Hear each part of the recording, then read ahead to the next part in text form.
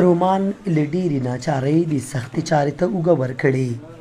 هغه مجبوره دی چې په دې کوچني ځان خپلې کورنۍ ته نفقه پیدا کړي. د کور یوازینی دا ګټیالی که له دې روزګاره ستړی دی خو بله چاره نه لري، ځکه دې ته اوس د خپلې 18 کسیزې کورنۍ سرپرستي ورتر غاړې ده. دا 80 روپۍ راکوي، بس هغې باندې مازدیګر کور ته چې وړمه هغه ویسم 18 کسان په غاړه دي.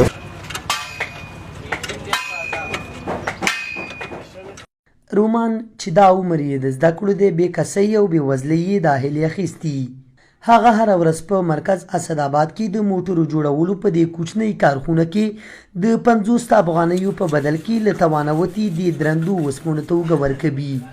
ګوندې ورتر غاړې کورنۍ یې نورو ته محتاجه نه شي.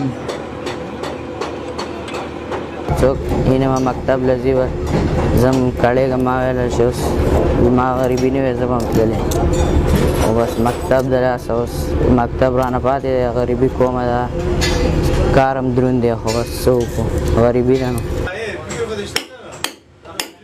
بېوزلۍ او بېکسۍ د رومان په څېر ګڼ ماشومان اړ کړي چې د اسداباد په ښار کې درندو چارو ته مخه کړي. 12 کلن منیر بل هغه کوچنی دی چې سختې غریبۍ اړ کړی څو د اسداباد ښار کې د لاس په خواریو خپله کورنۍ وساتي.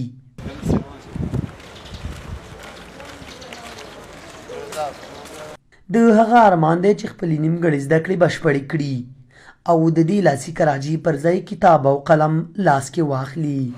مکتب هم پاتې شو، موږ ویله چې ښه زده کړې به وکړو، ښه دغه به وکړو، هغه ونه شو. د غریبۍ د وجې راووتو، د شګۍ کې اوسېږو، ټرالۍ چلومه. د ماشومانو د کار پر وړاندې د مبارزې نړیوالې ادارې په خپل تازه خپور شوي راپور کې ویلي اوس مهال په افغانستان کې خواوشا 3 میلیونه ماشومان په کار کولو بوخت دي.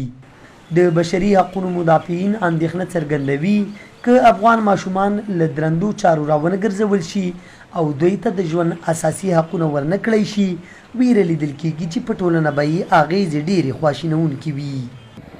رښتیا هم چې شاقه کارونه د ماشومانو دپاره دا په ماشوم باندې له څو اړخونو نه اغېز لرلی شي. یو دا چې ماشوم په فزیکي لحاظ باندې هغه شان وده چې دی باید وکړي هغه نشي ترسره کولی. په روحي ډول باندې ماشوم تحقیریږي، سپکیږي او همدغه تحقیر بیا د عمر تر اخره پورې د ماشوم سره ملګری. او تر ټولو نه مهم اغېز چې ماشوم په شاقه کارونو کې رسیږي هغه دا ده چې د زده کړو نه پاتې کېږي.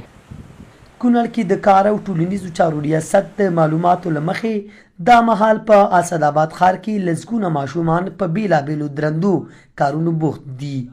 د دغه ریاست مسؤلان وایي دوی پلان لري چې دغو کارګرو ماشومانو ته د زده کړو سربیره نورې اسانتیاوې برابرې کړي.